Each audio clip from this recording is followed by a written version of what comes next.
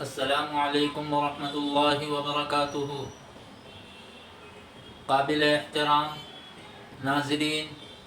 اور مکرم سامعین، آج عشرہ ذی الحجہ کی فضیلت و عظمت آپ حضرات کی خدمت میں پیش کی جا رہی ہے۔ ملاحظہ فرما کر شرعی باتوں سے استفادہ کریں۔ بسم اللہ الرحمن الرحیم۔ ذی الحجہ اسلامی سال کے 12 مہینوں میں سے 12ویں نمبر پر آنے والا مہینہ ہے، اور اس مہینے میں حج ادا کیے جانے کی مناسبت سے اس مہینے کا نام ذی الحجہ اور ذی الحجہ حج کا مہینہ پڑ گیا۔ ذی الحجہ کے ابتدائی 10 دنوں کی عبادت اور ان میں کیے جانے والے نیک اعمال ثواب میں جہاد فی سبیل اللہ سے بھی بڑھ کر ہیں، اور ذی الحجہ کے ابتدائی 9 دنوں میں سے ہر دن کا روزہ 1 سال کے روزوں کے برابر ثواب رکھتا ہے، اور یوم عرفہ یعنی 9 ذی الحجہ کا روزہ تو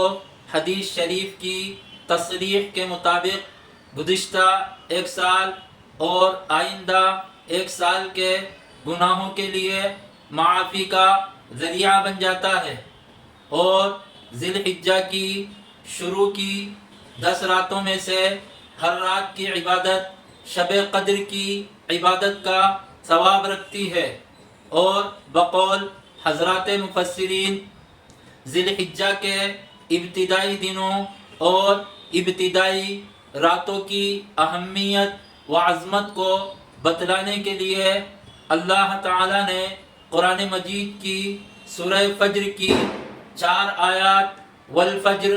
ولیال عشر والشفع والوتر واللیل اذا یسر میں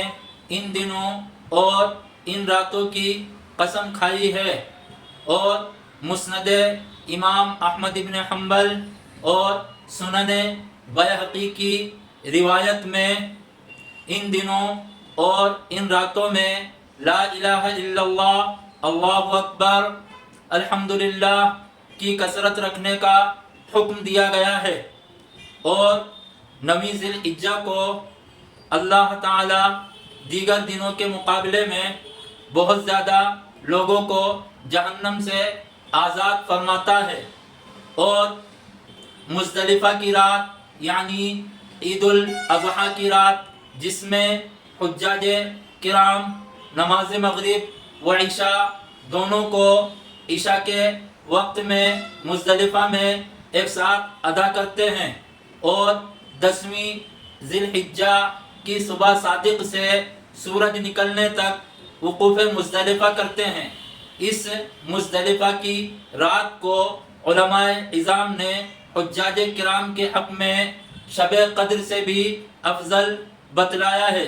رب دو جہاں ہمیں ذی الحجہ کے